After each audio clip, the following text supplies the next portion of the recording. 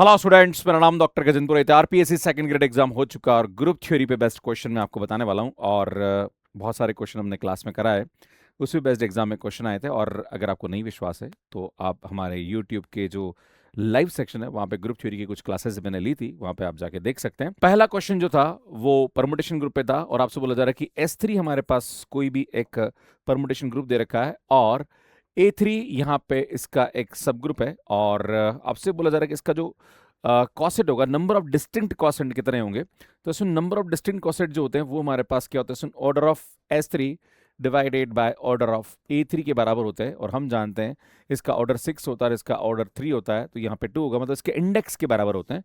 तो यहाँ पे जो डिस्टिंक्ट कॉसेट होंगे वो हमारे पास कितने होंगे, स्टूडेंट डी होता है। और ये एक तरह से नॉर्मल सब ग्रुप भी होता है ना। जब भी हमारे पास यहाँ पे इंडेक्स 2 होता है तो वो हमेशा क्या होता है, नॉर्मल सब ग्रुप होता है। So next question, G is a group of prime order, then which of the following is correct. Prime order में एक काम करते हैं, हम Z7 का एग्जांपल ले लेते हैं। अब Z7 के जो हमारे पास सब ग्रुप होते हैं वो कितने होते हैं भैया, एक तो Z1 होगा और एक Z7 होगा, है ना। इसके पास कोई भी प्रॉपर सब ग्रुप एग्जिस्ट नहीं करता है ना। बाकी सब ग्रुप होंगे इसके पास, मतलब इम्प्रॉपर सब ग्रुप होंगे पर प्रॉपर सब ग्रुप नहीं होता है। तो हमारे पास आपसे बोला जा रहा है कि which of the following is not true. तो भैया ये बोल रहा है यहाँ पे कि जी हैज प्रॉपर सब ग्रुप, भैया ये हमारे पास फॉल्स हो जाएगा, गलत है भैया, प्रॉपर सब ग्रुप तो होगी नहीं इसके पास। नेक्स्ट बोल रहा है कि जी इज अबिलियन, हाँ भैया प्राइम ऑर्डर वाला साइक्लिक होता तो अबिलियन होगा ही होगा, ये ट्रू स्टेटमेंट है ना। सिंपल ग्रुप भी होता है। अगर हमारे पास कोई भी ग्रुप ऐसा है जिसके पास प्रॉपर नॉर्मल सब ग्रुप एग्जिस्ट ना करे तो वो सिंपल होता है। तो भैया हम जानते हैं इसके पास कोई प्रॉपर नॉर्मल सब ग्रुप नहीं आ रहा है, तो यार ये हमारे पास क्या आएगा, सिंपल हो जाएगा। सुन साइक्लिक ग्रुप भी होता है, तो हमारे पास जो फॉल्स होगा वो क्या होगा भैया, ए हो जाएगा। नेक्स्ट क्वेश्चन देखिए, M denote the all M cross n matrices whose elements are real or complex number और m प्लस दे रखा है। तो सुन यहाँ पे एक बात ध्यान देने की जरूरत है, एक मल्टीप्लीकेशन में ग्रुप बनता है, एक एडिशन में ग्रुप बनता है। मल्टीप्लीकेशन वाला जो होता है वो हमेशा नॉन अबिलियन ग्रुप होता है, पर जो एडिशन वाला जो होता है वो हमेशा क्या होता है, अबिलियन ग्रुप होता है। और यहाँ पे एक बात ध्यान देने की जरूरत है कि जो एलिमेंट है वो यहाँ पे क्या आ रहा है, कॉम्प्लेक्स नंबर और रियल नंबर है। तो एलिमेंट की जो एंट्री आ रही है वो फील्ड ऑफ रियल नंबर और यहाँ पे कॉम्प्लेक्स नंबर आ रही है। तो ऐसे केसेस में हमारे पास जो ये ग्रुप होगा वो इनफाइनाइट अबिलियन ग्रुप हो जाएगा, मतलब बी ऑप्शन हमारे पास करेक्ट हो जाएगा। सो नेक्स्ट क्वेश्चन देखिए, यहां पे G is generated by A is a cyclic group और इसका जो ऑर्डर है वो 24 दे रखा है। 24 दे रखा है, इसका मतलब A पावर 24 जो है वो हमारे पास आइडेंटिटी दे रखा है, क्योंकि हमारे पास जो एलिमेंट है उसका ऑर्डर यहाँ पे क्या दे रखा है भैया, 24 दे रखा है ना। ऑब्वियसली अगर कोई ग्रुप साइक्लिक है तो उसका जनरेटर होगा, उसका ऑर्डर ग्रुप के ऑर्डर के बराबर होता है। तो वो कंसेप्ट हम ऐसा लिख सकते हैं। अब आपसे बोला जा रहा है कि A power 1980 is equal to A power n। तो बताओ n की जो वैल्यू है जो कि 0 और 24 के बीच में है, तो बताओ कितनी होगी। तो जब भी ऐसा प्रश्न होगा तो इसमें हमारे पास ये बोला जा रहा है कि a power 1980 is equal to a power n। तो आपको ये देखना है कि a पावर 24 इज आइडेंटिटी, तो हम क्या करेंगे, इसमें 24 से इसको डिवाइड कर देंगे, किसको भैया, 1980 को, और देखते हैं कि यार हमारे पास यहाँ पे इसकी वैल्यू कितनी आ रही है ना। तो आई थिंक यहाँ पे हम देखेंगे इसको, तो ये आएगा 8, है ना, 8 बार जाएगा ये ना। तो यार ये हमारे पास 8 बार जाएगा, तो 8 चौके 32, 3 और 8 दूना 16, 17 18 19। आई थिंक यहाँ से हमारे पास इसकी जो वैल्यू आ रही वो कितनी आ रही, 6, और ये आएगा यहाँ पे 24 दूना 48, दैट इज 48। तो भैया ये 12 बच रहा है। तो अगर यहाँ पे हम देखें तो इन दोनों को मल्टीप्लाई करें, मतलब 24 को मैं अगर 82 से मल्टीप्लाई करता हूँ तो यहाँ पे 12 रिमाइंडर बचा और इसकी वैल्यू हमारे पास इसके बराबर होगी। तो अल्टीमेटली मैं इसको ऐसा लिख सकता हूं, तो a की पावर यहाँ पे कितना आएगा भैया, 24 इंटू 82 एंड प्लस का 12 is equal to a power n। तो यहाँ पे ऐसा लिख सकता हूँ, a पावर 24 की पावर 82 और a power 12 is equal to a power n। हम जानते हैं ये आइडेंटिटी हो जाएगा, आइडेंटिटी की पावर कुछ भी हो वो हमेशा आइडेंटिटी होती है। तो a power 12 is equal to a power n। तो n की वैल्यू हमारे पास यहाँ पे क्या आ जाएगी भैया, 12 हो जाएगी, ए ऑप्शन करेक्ट हो जाएगा। सो नेक्स्ट क्वेश्चन देखिए, ए और बी हमारे पास दो परमुटेशन दे रखे हैं, तो आपसे बोला जा रहा है कि हमारे पास यहाँ पे एक सॉल्यूशन है, that is a x is equal to b. तो आपसे पूछा जा रहा है कि what is the value of x, भैया एक्स की वैल्यू क्या होगी। तो आप जानते हो यार भैया a x is equal to b, तो x इज इक्वल टू यहाँ पे क्या आएगा, a इनवर्स b हो जाएगा। मतलब हमारे पास a अगर देखा जाए तो a परमुटेशन जो देखा है वो देखा 1 2 3, 1 2 पे जा रहा, 2 3 पे जा रहा, 3 1 पे जा रहा, एंड b हमारे पास देखा है 1 2 3, इसमें यहाँ पे 2 1 पे जा रहा और 1 2 पे जा रहा और 3 3 पे जा रहा। आपसे बोला जा रहा है कि a इनवर्स b, भैया इनवर्स कैसे निकालते हैं। तो इनवर्स निकालने का तरीका जो होता है वो क्या होता है, इसको उल्टा लिख दो ना, 2 3 1 और ये 1 2 3 नीचे हो जाएगा ना। तो इसको मैं सिस्टमेटिक जमा देता हूँ, है ना, 1 2 3। तो आप देख रहे हो 1 के नीचे 3 आ रहा है, एंड 2 के नीचे 1 आ रहा है एंड 3 के नीचे 2 आ रहा है, तो मैं इसको ऐसा लिख सकता हूँ। अब ये वैल्यू उठा के आप यहाँ रख दीजिए, तो x इज इक्वल टू यहाँ पे क्या आएगा स्टूडेंट 1 2 3 एंड 3 1 2 एंड b हमारे पास यहाँ पे क्या रहा है स्टूडेंट 1 2 3 2 1 3 है ना, एंड देन इसको आप मल्टीप्लाई कर दीजिए। तो यार यहाँ से हमारे पास इसकी जो वैल्यू होगी वो क्या होगी भैया 1 2 3 है ना, तो 1 2 पे गया एंड 2 1 पे गया, देन 2 1 पे गया एंड 1 3 पे गया है ना, एंड 3 3 पे गया एंड 3 2 पे गया। तो भैया इसकी जो वैल्यू होगी वो हमारे पास 2 3 के बराबर हो जाएगी। सो सी ऑप्शन हमारे पास करेक्ट आ जाएगा। नेक्स्ट क्वेश्चन देखिए, आपसे बोला जा रहा कि G and G dash with the two group and mapping F G to G dash is a homomorphism from G onto G dash है ना, G onto G dash है ना। If K is the kernel of F then G dash is, तो हमारे पास यहाँ पे fundamental theorem of homomorphism बोलती है कि G बाय K जो होता है वो हमारे पास यहाँ पे एफ जी के बराबर होता है, और एफ जी जो होता है वो जी डैश के अंदर कंटेन करता है। पर चूंकि हमारे पास ऑन टू होमोमॉर्फिज्म है, इसका मतलब ये जो होगा ये क्या होगा भैया जी डैश के बराबर होगा। एक्चुअली देखा जाए तो ये इसका आइसोमॉर्फिक एफ जी होता है, और ये जो होता है यार ये हमारे पास क्या आएगा जी डैश के बराबर हो जाएगा, क्योंकि ये ऑन टू होमोमॉर्फिज्म है ना। इसका मतलब जो जी बाई के होगा वो एक तरह से देखा जाए तो जी डैश के क्या हो जाएगा आइसोमॉर्फिक हो जाएगा। मतलब हमारे पास डी ऑप्शन जो होगा वो क्या होगा भैया करेक्ट हो जाएगा। तो इस प्रकार से इस क्वेश्चन को हम सॉल्व कर सकते हैं। सो नेक्स्ट क्वेश्चन देखिए, विच of the following algebraic structure is not group, इसमें से कौन सा ऐसा है जो ग्रुप नहीं होता है।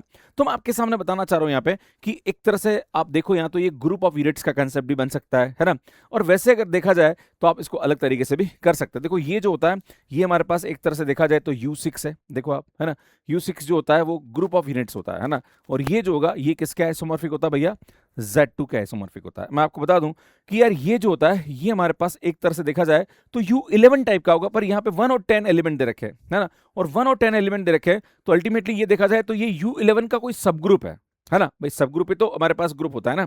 तो मैं आपके सामने बताना चाह रहा हूं कि जो U11 होता है वो एक तरह से देखा जाए तो वो Z10 के जैसा होता है, और Z10 का Z2 जो होता है वो सब ग्रुप होता है। ये ट्रू स्टेटमेंट है ना, ये सब ग्रुप होगा, मतलब ग्रुप बनेगा, ये क्लियर है। इसी प्रकार से ये भी हमारे पास होगा। अब मैं इसके बारे में बात करूं तो ये तो होता ही बाय डिफॉल्ट होता है ना भाई, ये तो हमारे पास U5 है ना, that is group of units है ना।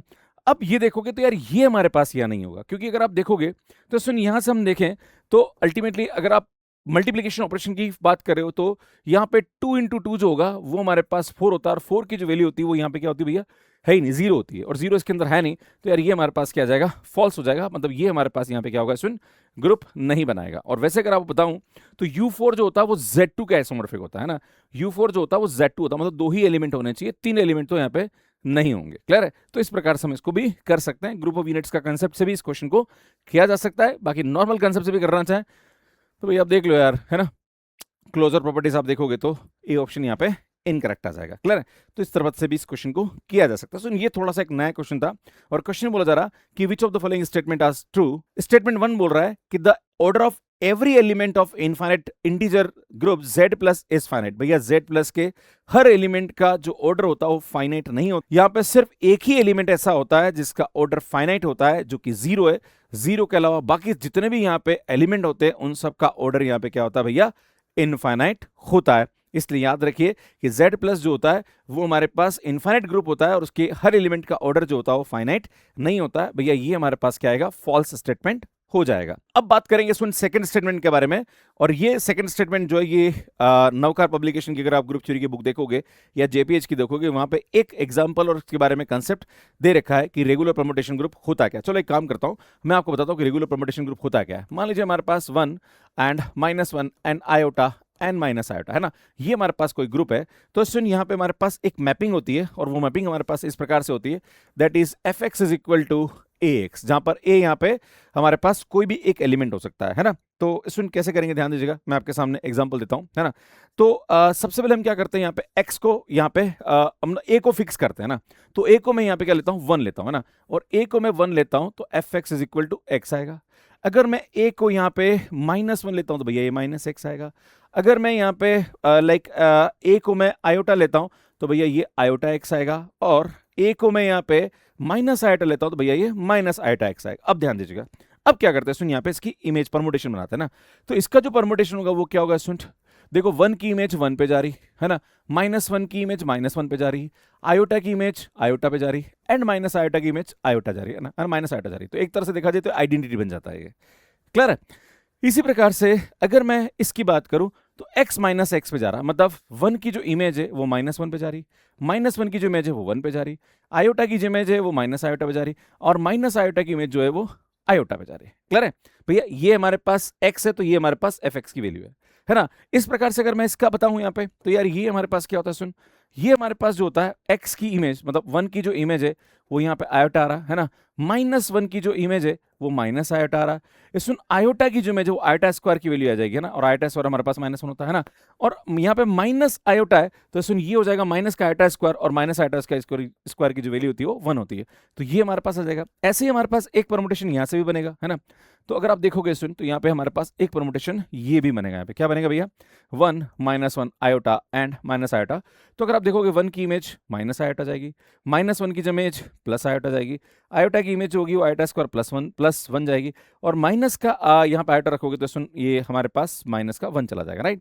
तो ये हमारे पास आएगा। और सुन, ये जितने भी हमारे पास यहाँ पे एलिमेंट आ रहे हैं, अगर इन एलिमेंट का ऑर्डर की बात करेंगे तो सुन वो बिल्कुल इसके, जैसे हमारे पास एक एलिमेंट यहाँ पे आइडेंटिटी है तो यहाँ पे आइडेंटिटी बना रहा है, यहाँ पे एक एलिमेंट ऐसा आएगा जिसका ऑर्डर 2 है तो भैया ये भी हमारे पास ऑर्डर 2 का एलिमेंट कौन सा आ रहा है भैया? -1 आ रहा है। ऐसे हमारे पास 2 एलिमेंट ऐसे होंगे जिनका ऑर्डर यहाँ पे क्या आएगा? 4 आएगा, तो यहाँ पे 2 एलिमेंट का ऑर्डर 4 आएगा, मतलब ये दोनों एक दूसरे के क्या होंगे? आइसोमॉर्फिक होंगे।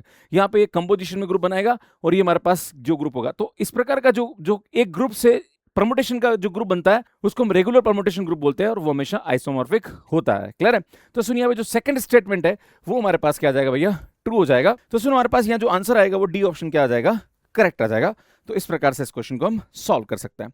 नेक्स्ट बात करते हैं, सुन, ये तो बहुत इजी क्वेश्चन है कि हमारे पास यहाँ पे दे रखा है सुन C+, है ना, ये हमारे पास C+ दे रखा है, एंड ये हमारे पास जो दे रखा है वो क्या दे रखा है? C0 मल्टीप्लीकेशन है। तो आपसे बोला जा रहा है कि हमारे पास जो मैपिंग दे रखी है that is fz is equal to e⁻z। तो आपसे पूछा जा रहा है कि भैया बताओ इसका कर्नल क्या होगा? तो कर्नल क्या होता है? वो सभी एलिमेंट का कलेक्शन जो इसके आइडेंटिटी पे जा रहा है, और हम जानते हैं इसका आइडेंटिटी क्या होता है भैया? 1 होता है। इसका मतलब fz की वैल्यू क्या आ जाए भैया? 1 हो जाए। तो हम जानते हैं कि e⁻z जो होता है वो 1 किस पे होता है भैया? और हम जानते हैं कि 1 जो होता है उसको हम लिख सकते हैं e⁻2π आयोटा n होता है। तो अगर आप देखोगे तो z की जो वैल्यू होगी वो 2n πi के बराबर हो जाएगी, मतलब हमारे पास जो आंसर आएगा वो डी ऑप्शन करेक्ट आ जाएगा। इस तरह से इस क्वेश्चन को आप इजीली कर सकते हैं। सो नेक्स्ट क्वेश्चन देखिए, अगला प्रश्न क्या बोल रहा है कि which of the following statement is always true.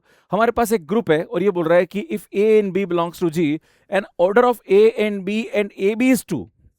तो भाई अगर बाई चांस यहाँ पे सभी एलिमेंट जो आ रहे हैं a b और b, इन सभी के ऑर्डर 2 आ रहा है, तो ऐसे केसेस में हमारे पास एक तरह से देखा जाए तो एक K4 टाइप का ग्रुप बन सकता है, और ये ग्रुप हमेशा अबिलियन होता है। तो यार ये बोल रहा है कि ये अबिलियन नहीं होगा, तो भैया ये हमारे पास क्या आ जाएगा?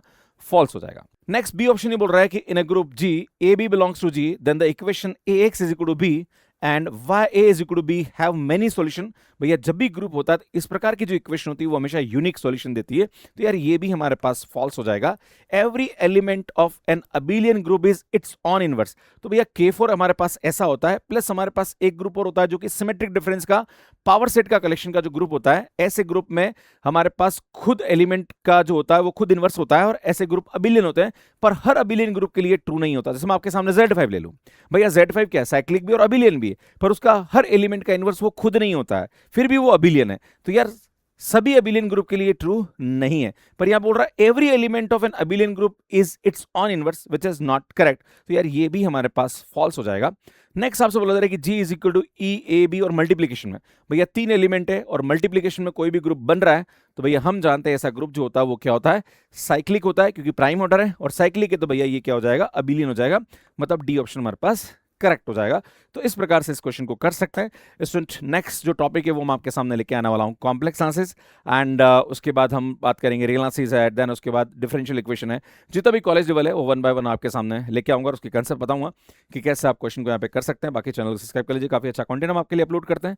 इसमें हमने AI मास्टरी क्लास का जो कोर्स है वो भी लाइव किया है, और ये हमारा मैथ्स केयर डिजिटल है जो कि एप्लीकेशन है, उस पर आपको मिल जाएगा, जिसका लिंक आपको डिस्क्रिप्शन में मिल जाएगा। अगर आप टीचर है, किसी भी स्कूल में पढ़ाते हैं या कॉलेज में पढ़ाते हैं, या आप स्टूडेंट है, तो आपको AI जरूर आना चाहिए और आपकी टीचिंग में इसको जरूर आप यूज करेंगे तो ज़्यादा आपके लिए अच्छा होगा। बाकी यहाँ हेल्पलाइन नंबर भी दे रखा है, इस पर आप कॉल कर सकते हैं। बाकी सुन, RPSC फर्स्ट ग्रेड और सेकंड ग्रेड का जो कोर्स है वो 21 जुलाई से स्टार्ट हो रहा है। 5999 में आपको हमारा कोर्स मिल जाएगा। बाकी अगर आप नई वैकेंसीज की तैयारी करें तो उसके लिए आप हमारा कोर्स काफी हेल्पफुल है। बाकी सुन, CSIR नेट और IIT के कोर्सेज भी आप मैथ्स कैर पे देख सकते हैं।